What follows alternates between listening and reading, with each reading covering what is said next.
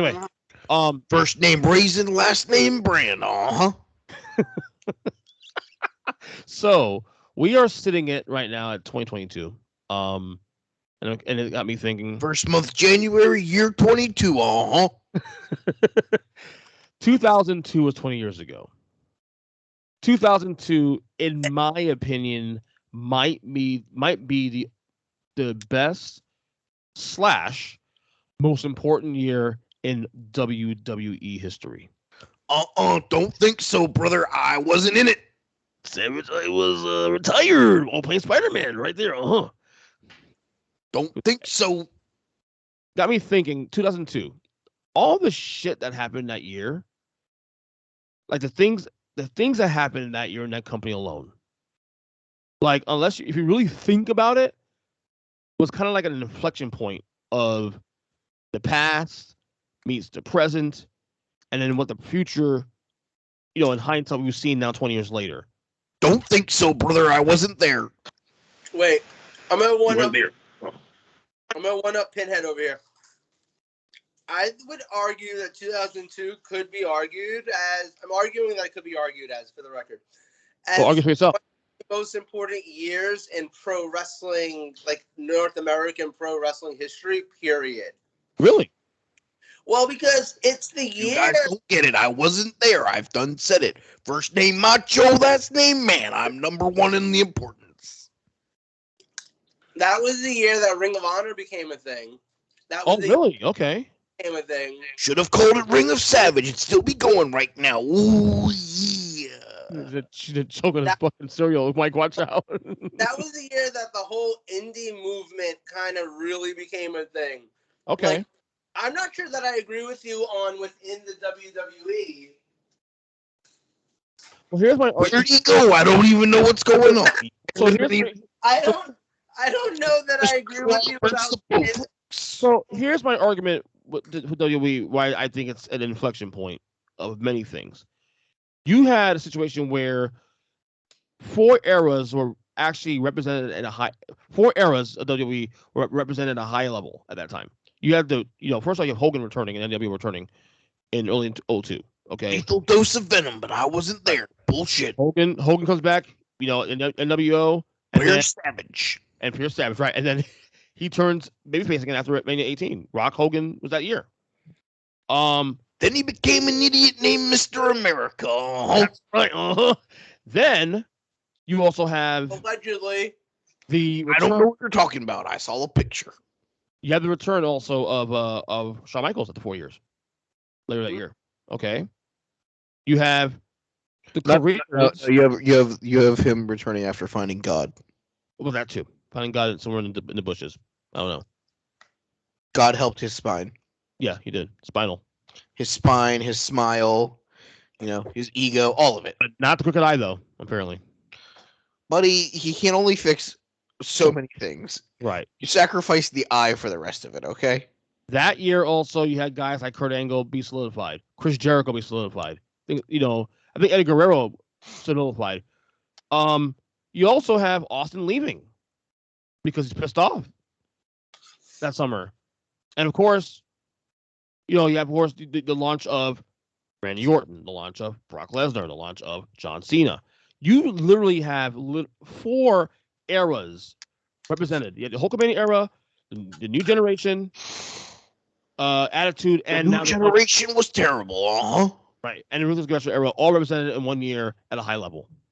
That I'm not saying that creatively was the best year creatively for the company, but in terms of representation, in terms of this seeing the whole stars align, 20 years of Vince's hold of the company.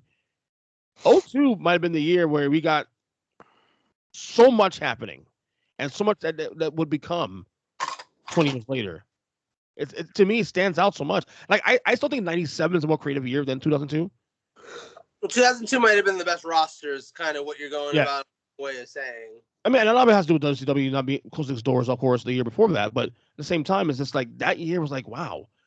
You have Lesnar and you have this, and I think he's saying not only is it the best roster wise, but it also has not from a talent perspective, but it's deep in, you know, it was also an important year for WWE because all these pieces are starting to either move to a different portion of the roster.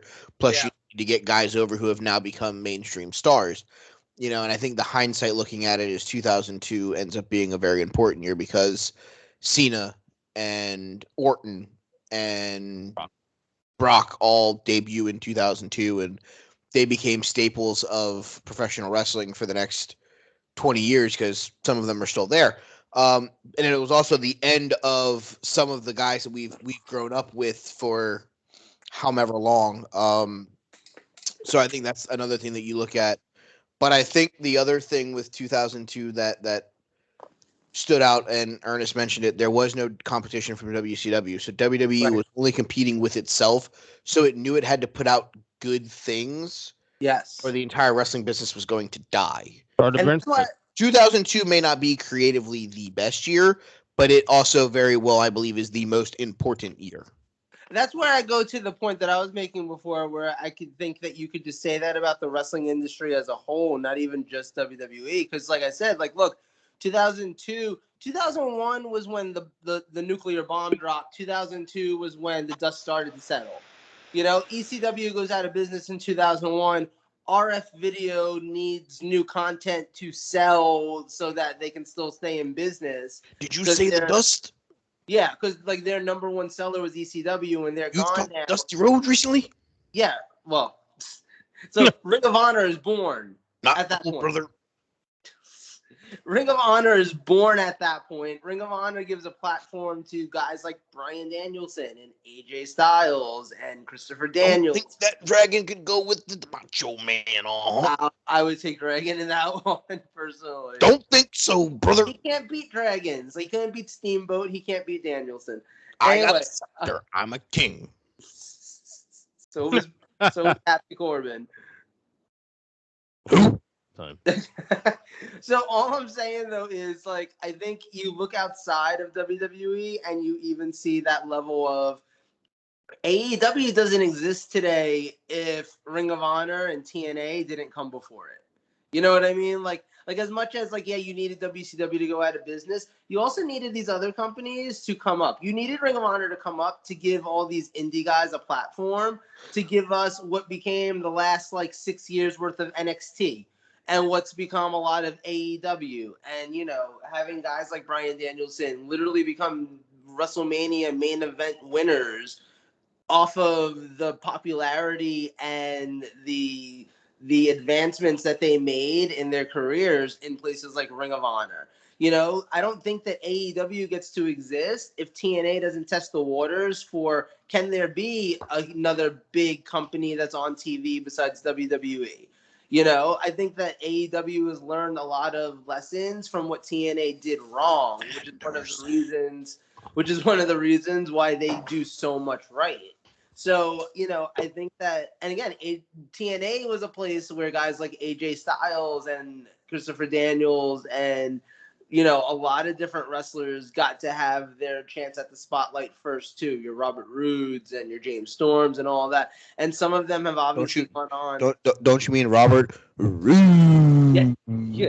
As Jeremy Borash used to A, call a lot of them have gone on to be successful in WWE as well and be main eventers and world champions and all of that. So, I think you have to look at the overall significance. I mean, I think even if you go over to Japan, 2002 is around the time that guys like Hiroshi Tanahashi and Shinsuke Nakamura are either like Bless you? training, huh?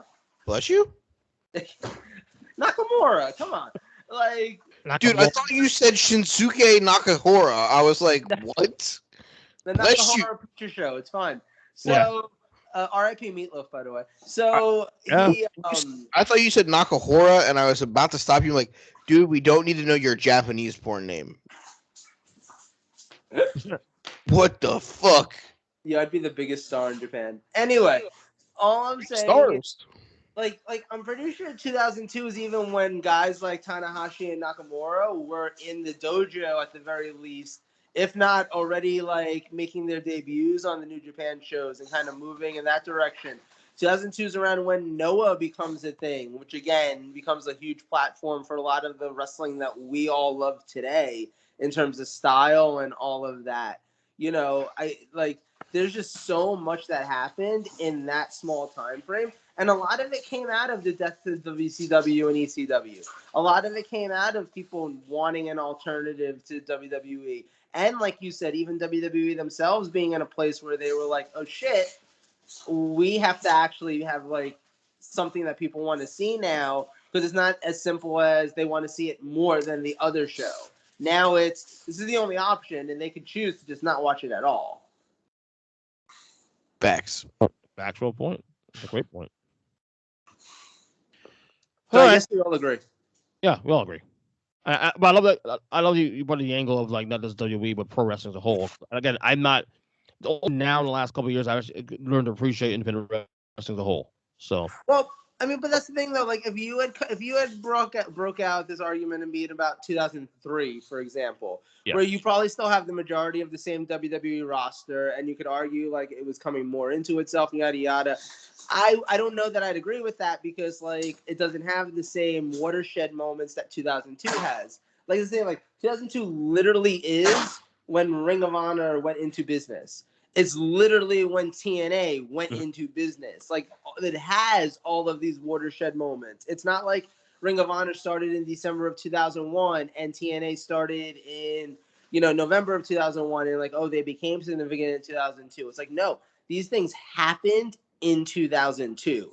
These things, like this one year, this one calendar year, has all of these big milestone moments to set the foundations for what we have today as the pro wrestling landscape.